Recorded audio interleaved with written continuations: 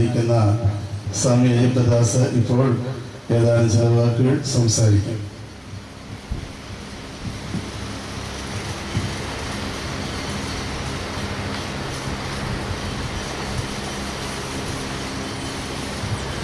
അഭിനന്ദനായ തിരുമേനി,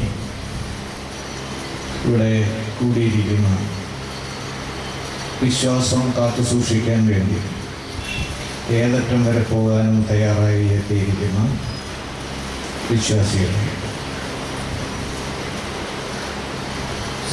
പത്രങ്ങളിൽ കൂടി വരുന്ന വാർത്തകൾ എല്ലാ ദിവസവും നോക്കുന്ന ഒരാളെന്ന നിലയിൽ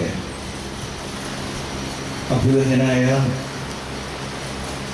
വന്ധ്യവയോധികനായ ഈ തിരുമേനിയുടെ ജീവൻ പന്താടാൻ ശ്രമിച്ചുകൊണ്ടിരിക്കുന്നത് ഒട്ടും ശരിയല്ല എന്ന് തന്നെ പറയേണ്ടി വരും.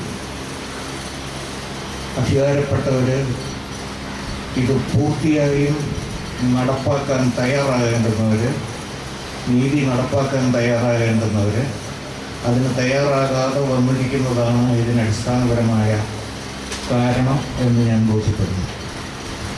അതുകൊണ്ട് തന്നെ ഇതിനൊരു മാറ്റം ഉണ്ടായേ പറ്റൂ.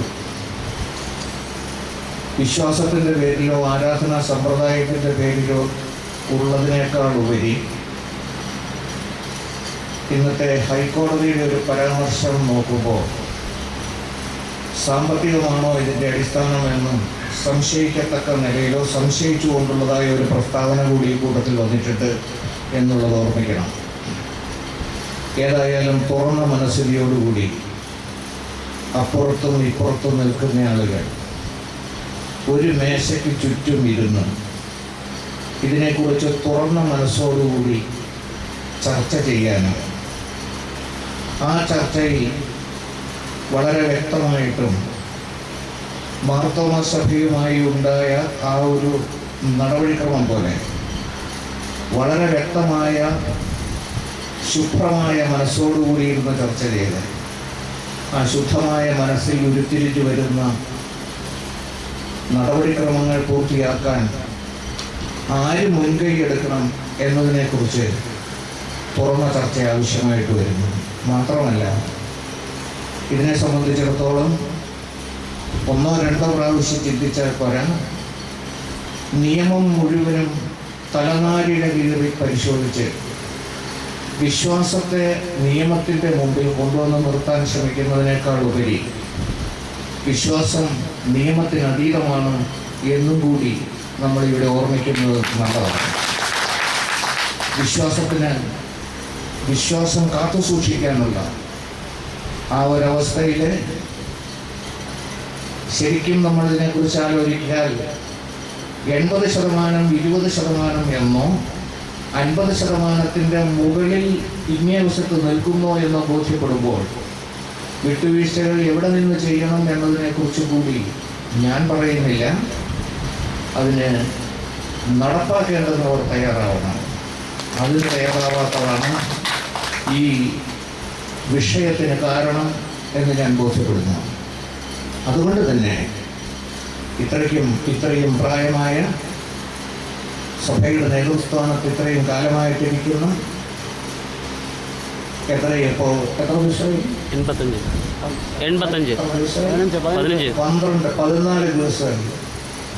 14 ദിവസമായിട്ട് ഇതിനെക്കുറിച്ച് അരമാസമാകാൻ പോകുന്നു. ഇതിനെക്കുറിച്ച് അന്വേഷിക്കാൻ കഴിഞ്ഞിട്ടില്ല എന്ന് പറയുന്നത് ഭരണകർത്താക്കളുടെ ഭാഗത്തു നിന്നുണ്ടായ വിട്ടുവീഴ്ച വളരെ ഗൗരവമായിട്ടുള്ള ഒരു തെറ്റായി തന്നെ കാണേണ്ടതായിട്ട് വരുന്നു.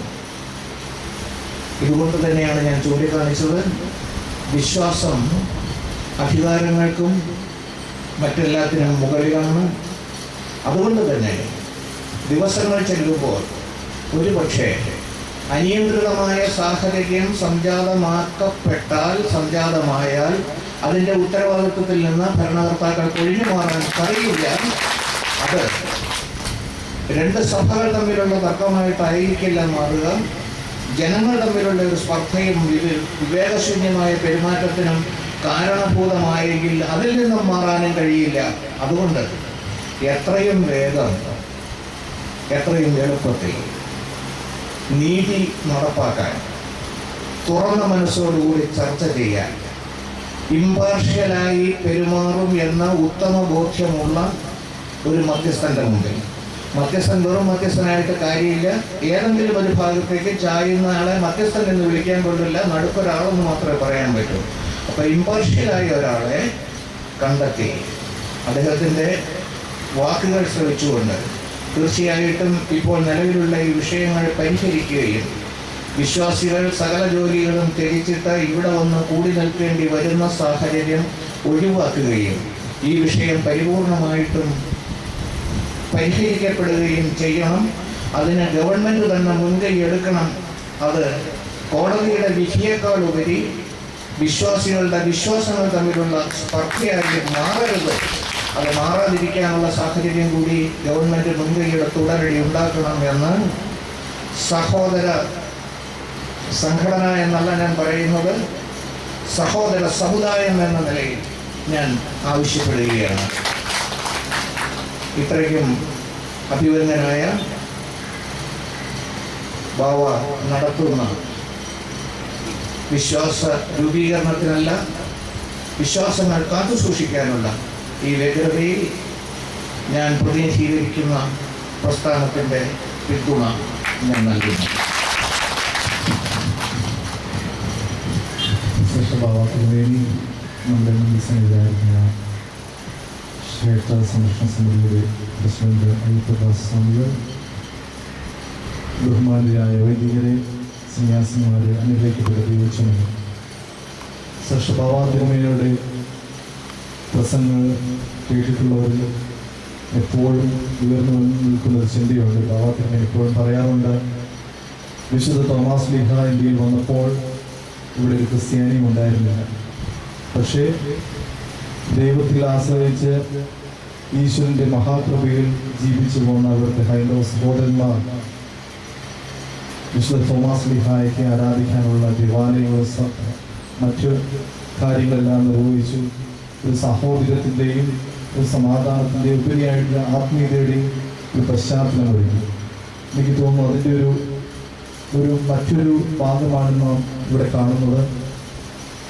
അദ്ദേഹം സൂചിപ്പിച്ച പോലെ സഹോദര മതത്തിലെ ഒരു മേലധ്യക്ഷൻ, വിശ്വാസം എന്നുള്ളത് ഈ ലോക നിയമത്തെക്കാൾ ഉപരിയായി കാണേണ്ട ഒന്നാന്ന് പറയുന്ന ആ വലിയ മനസ്സിൻ്റെ ഉടമ ശ്രേഷ്ഠ ബാവായുടെ തിരുസന്നിധിയിൽ വന്ന് പ്രത്യേകിച്ച് ഈ ദേശത്തായിരിക്കുന്ന ആരാധനാ സമൂഹത്തിന് അവരുടെ ആരാധനാ സ്വാതന്ത്ര്യം നൽകുവാൻ തക്കവണ്ണം ശക്തമായിട്ടുള്ള ഒരു പ്രസ്താവന നടത്തി. അതോടൊപ്പം തന്നെ പ്രത്യേക അധികാരികളുടെ ഭാഗത്തുനിന്നുള്ള കൊടുക്കാൻ പറ്റാത്ത വീഴ്ചയെ ചൂണ്ടിക്കാണിച്ചു. തീർച്ചയായിട്ടും സ്വാമിയുടെ നല്ല വാക്കുകൾക്ക് നന്ദി. താങ്കളുടേതായ ഈ നിലപാടുകൾ തുടർന്ന് സമൂഹത്തിൽ ഉയർത്തിപ്പിടിക്കുവാൻ, അതോടൊപ്പം തന്നെ ഈ സമൂഹത്തിനായിട്ടുള്ള ആ സ്വാതന്ത്ര്യത്തിനായിട്ടുള്ള ആ വലിയ വാഞ്ചയും പ്രാർത്ഥനയിൽ കൂടി ഓർക്കുമെന്ന് ഓർപ്പെടുത്തുന്നു. എല്ലാവിധ നന്ദിയും സ്നേഹവും അറിയിക്കുന്നു.